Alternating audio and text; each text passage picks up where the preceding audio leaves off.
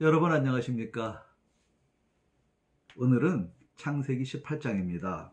창세기 18장에는요, 아주 중요한 두 개의 소식을 하나님께서 아브라함에게 주시는 내용이 기록되어 있습니다.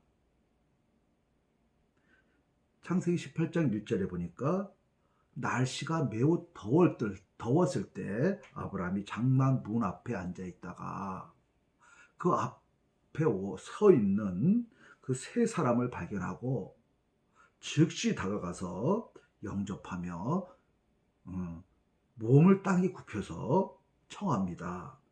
내가 여러분들을 대접할 수 있게 해주세요 하고 간절히 청하죠.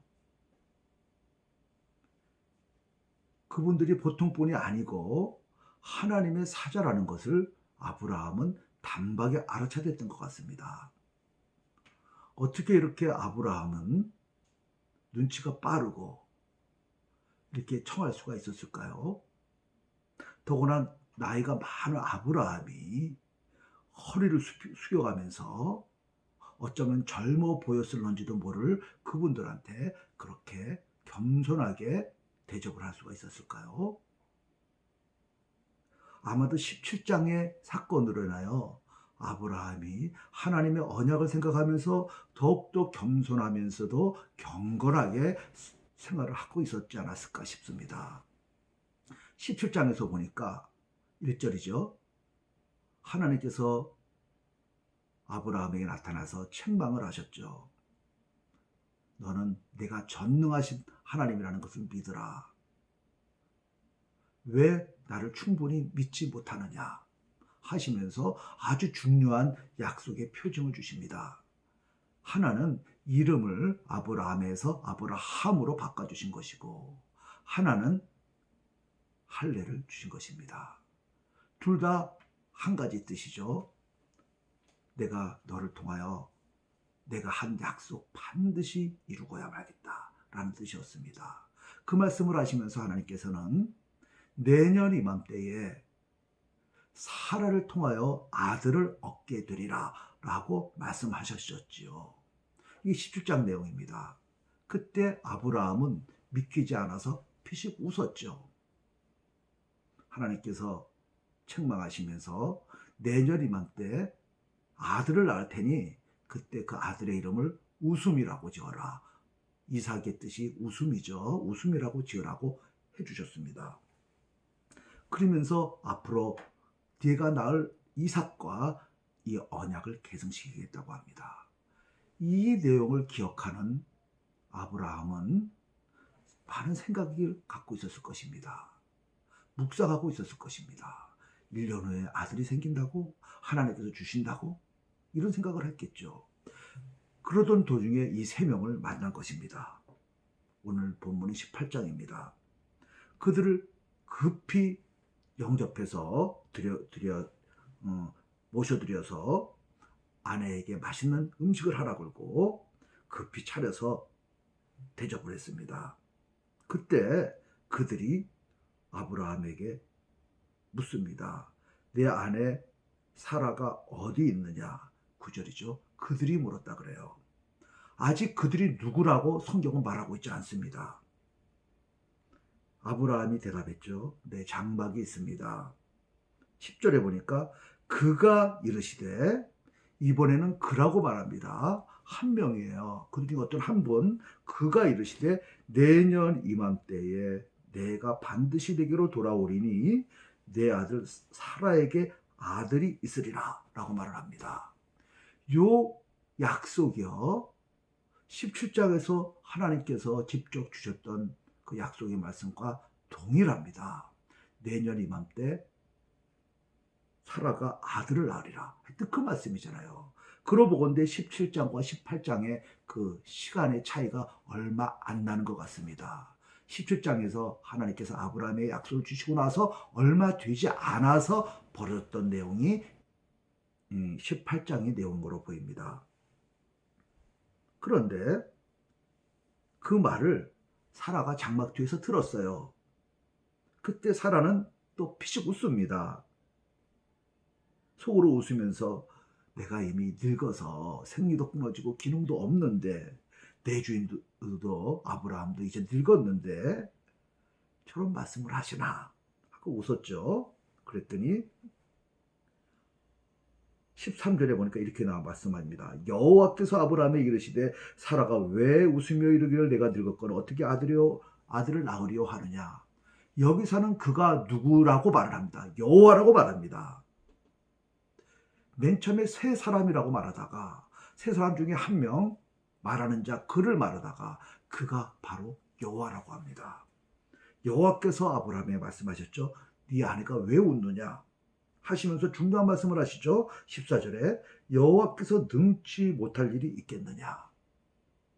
17장하고 너무 비슷합니다. 17장에서도 나는 전능한 하신 하나님이라 그랬고 사라를 통해서 아들 주시겠다고 했잖아요. 지금도 아들 주시겠다고 그러고 내가 여호와께서 능치 못한 일이 있겠느냐라고 말을 합니다. 동일한 말씀을 18장에서 반복하시면서 17장에서 주셨던 그 말씀을 다시 환기시키고 아브라함으로 하여금 믿음을 갖도록 이끄시는 것 같습니다. 그러면서 말씀하십니다. 기한이 이를 때 내가 내게로 돌아오리니 사라가 아들이 있으리라. 사라는 속으로 피식 웃었는데 내가 속으로 웃은 것을 다 아시는 그분을 보니까 두려웠어요. 그래서 나 웃지 않았는데요 하고 말을 하죠. 내가 웃었느니라 라고 말을 합니다.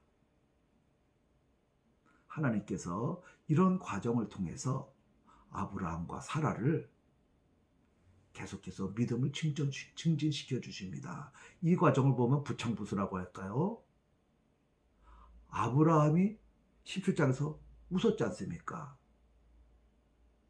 지금은 18장에서는 아내도 또한 웃습니다. 믿음이 약해서 믿어지지 않는 거죠. 그러나 그때마다 하나님께서 말씀하시기를 여호와께서 능치 못할 것이 있겠느냐. 나는 전능하신 하나님이다 하면서 그들에게 믿음을 주시고 믿음이 강한 그러한 믿음의 조상으로 만들어 가십니다.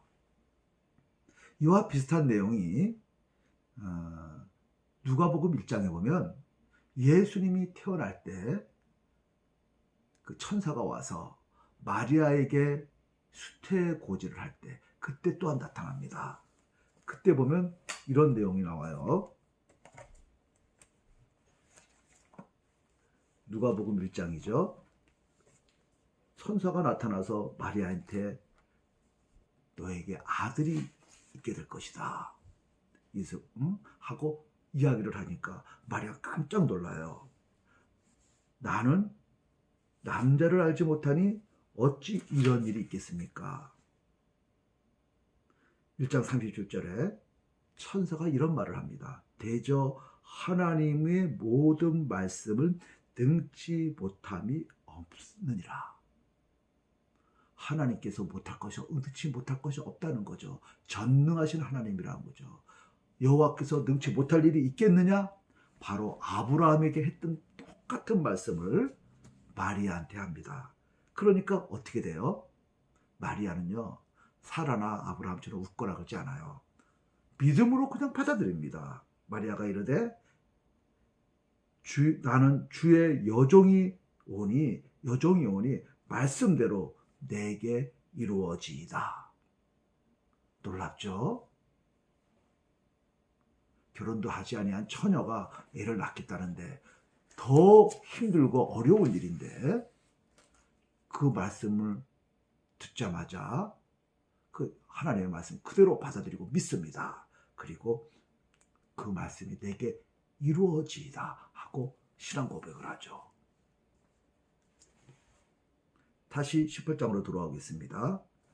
하나님께서는 아브라함과 사라에게 이런 과정을 통해서 귀한 소식을 줄 뿐만 아니라 믿음을 증진시켜감을 알 수 있습니다.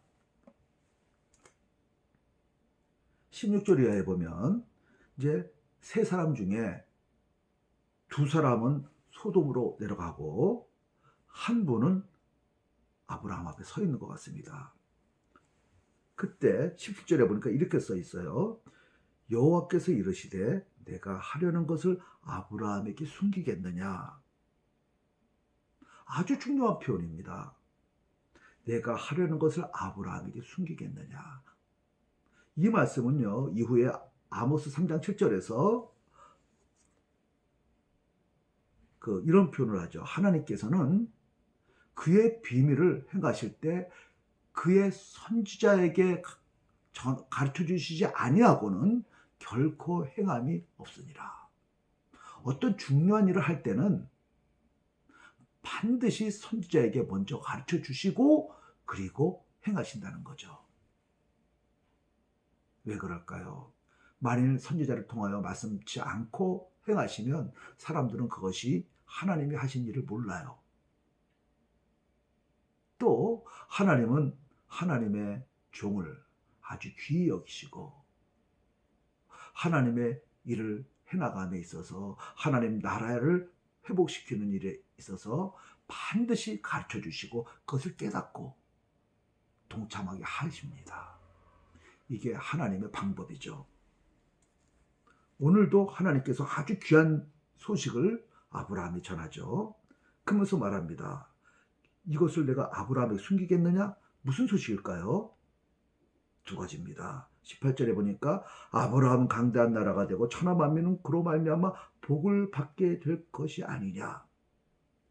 천하 만민이 복을 받게 된답니다. 이 복은 제가 누차 강조하지만 창세기 1장 28절에서부터 시작된 그 하나님 나라의 복이었어요. 그 복이 후에 노아에게도 계승되고 창세기 12장에서 아브라함에게 계속 강조하지 않습니까? 천하 만민이 받아야 할 복, 구원의 복입니다. 바로 이 복인데 이 복이 어떻게 이루어지는 것 같습니까? 방금 말했던 내년 이맘때 너에게 이삭 아들을 주시겠다고 했던 그 약속을 통하여 앞으로 이루어질 그 복인 것입니다. 그 복의 핵심은 뭐죠? 구원이죠. 수많은 사람이 아브라함을 통하여 오실 그 메시아, 그를 통하여 하나님을 알게 되고 믿게 되고 그를 통하여 하나님의 백성이 되고 아브라함의 자손이 되는 그 복이죠. 바로 구원의 복을 이야기합니다. 그래서 19절에 이렇게 표현을 하죠. 내가 그로 그 자식과 권속에게 명하여 여호와를 지켜 의와 공대를 행하게 하려고 그를 택하였나니 나 여호와가 아브라함에게 행하여 말한 일을 이루려 하심이라. 내가 오늘 이루려고 내가 12장에서부터 시작됐던 그 약속 이루려고 왔다. 그래서 너에게 자손 준다. 아들 준다. 라고 말을 합니다. 이것은 천하 만민이 구원을 받게 하는 그 일의 과정에 있다라는 것이죠. 구원의 소식입니다. 또 하나의 소식이 있습니다. 20절 이하에 나오죠. 바로 소돔과 고모라에 관한 이야기입니다. 소돔과 고모라에 대한 부르짐이 크고 그 죄악이 무거우니 내가 가서 어떤지 보려고 한다라고 말을 합니다. 22절에 보니까 그 사람들이 거기서 떠나 소돔으로 향하고 가고 아브라함은 여호와 앞에 섰더니 세 분이 왔는데 두 명은 갔다고 합니다. 한 분은 여호와 앞에 서 있다고 합니다. 그가 여호와래요. 이분이 어떤 분일까요? 구약 성경에서요. 하나님을 대신하여 오신 하나님의 천사, 하나님의 사자도 그가 하는 말이 하나님을 대신하는 거기 때문에 여호와라고 말하고 여호와의 말씀이라고 하고 그를 만났다는 것을 여호와를 만났다고 표현을 합니다. 그러면 이분 여호와는 여호와의 사자일까요? 오늘 그 밑을 읽어보니까 조금 달라 보입니다. 아브라함이 그에게 말을 하죠. 의인과 악인을 함께 멸하시려고 하십니까? 하시면서 이런 질문을 하죠. 만일에 이 소돔과 고모라 이 성 여기에 의인 50이 계신다면 그때 그래도 하나님께서 여호와께서 그들을 심판하시겠습니까? 그때 그가 말하죠. 26절입니다. 여호와께서 이르시되 내가 만일 소돔 성읍 가운데서 의인 50명을 찾으면 그들을 위하여 온 지역을 용서하리라. 용서하시겠다고 합니다. 어떤 죄를 용서하거나 또는 심판하거나 하는 그 고난을 가지고 계신 분은 하나님뿐이지 이를 대신하여 오시는 천사에게 없습니다. 지금 심판으로 오셨지만 50명 발견하면 내가 심판 안 하고 용서하겠다. 뜻을 바꾸겠다. 이렇게 말할 수 있는 분은 누군가요? 하나님밖에 없죠. 그런데 그런 말씀을 하십니다. 5명이 부족하면 그때는 어떻게 하시겠습니까? 그때도 용서하겠다. 계속 이렇게 말씀하시죠. 그런 거로 볼 때 이분은 단순히 하나님의 말씀을 대신하러만 온 그런 분이 아니라 결정권을 갖고 있는 분 같습니다. 그래서 성경은 여호와라고 표현을 하죠. 그래서 많은 학자들이 이분은 구약시대에 인간의 모습으로 오셨던 하나님, 곧 성자 하나님이 아니냐 이렇게 추측을 합니다. 그 내용이 요한복음 8장 40절에 나타납니다. 40절에 보면 예수님께서 예수님을 믿지 아니하고 적대하는 그 유대인들을 향하여 말씀합니다. 39절부터 보겠습니다. 대답해 이르시되 우리 아버지나 아브라함이라 하니 유대인들이 이렇게 말했죠. 예수께서 이르시되 너희가 아브라함의 자손이면 아브라함이 행한 일을 할 것이거늘 지금 하나님께 들은 진리를 너희에게 말한 사람이 나를 죽이려 하는도다. 아브라함은 이렇게 하지 아니하였느니라.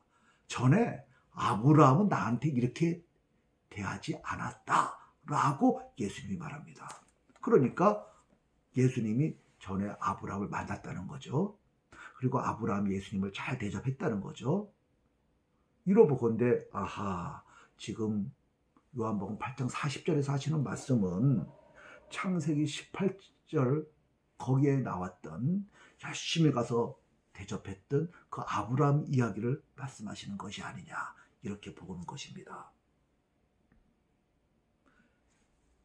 구약에 나오는 성자 하나님께서 인간의 모습으로 오신 몇 군데 있는 그 장면 중에 하나로 보통 우리가 생각합니다.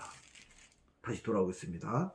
어쨌든 그분이 오셔서 아주 중요한 두 가지 소식을 전했죠. 하나는 뭡니까? 구원의 소식. 너를 통하여 온 천하 만민이 구원받게 하겠다. 복받게 하겠다라는 구원의 소식이고, 지금 소돔과 고모라가 너무 죄악이 많아서 심판할 수밖에 없다라는 소식인 것입니다. 두 가지 소식입니다. 예수님이 오셨을 때, 초림 때 말입니다. 예수님께서 복음을 전할 때, 그때도 그 소식은 두 가지로 나타났습니다. 예수님을 믿는 자들에게는 최고의 소식, 구원의 소식이었죠. 그러나 예수님을 믿지 않는 그들에게는 심판의 소식이었습니다. 믿지 않음으로 이미 그는 심판을 받았고 저주가 그에게 머무른다고 하지 않습니까? 아브라함은 약속을 붙들고 묵성하며 있다가 예수님을 만났고, 그리고 귀한 구원의 소식을 듣고 구원에 받는 자가 되었습니다. 그러나 소돔과 고모라는 약속과는 상관이 없이 그저 죄짓고 있다가 심판당하고 말았습니다. 예수님께서 오셔서 말씀하시던 그 말씀 중에 이런 말씀을 하시죠. 세상 끝날에 대한 이야기를 하시면서 내가 다시 올 그때도 많은 사람들이 장가가고 시집가고 온갖 죄 중에 살다가 마치 소돔과 고모라 때처럼 심판받게 되리라. 그러나 예수님의 약속을 붙들고 예수님을 기대하면서 경건 생활하던 사람들은 어떻게 되죠? 아브라함처럼 구원의 소식을 듣게 되고 구원의 대상자가 됩니다. 이 두 가지 소식은 아브라함 때만 있는 것이 아닙니다. 오늘날에도 끊임없이 울려 퍼지고 있습니다. 교회를 통하여, 교회의 일원인 하나님의 백성들을 통하여 세상에 전해지고 있죠. 예수를 통하여 구원받고 하나님의 백성이 될 것이냐, 아니면 거부하다가 끝내 소돔과 고모라처럼 심판받고 말 것이냐. 여러분, 구원의 소식을 들었습니까? 여러분 주위에는 이 소식을 아직 알지 못하는 사람들이 있습니까? 오늘 본문은 우리들에게 이 소식을 이웃에게 전하는 자가 되라고 우리에게 권면하고 있습니다. 여러분 감사합니다.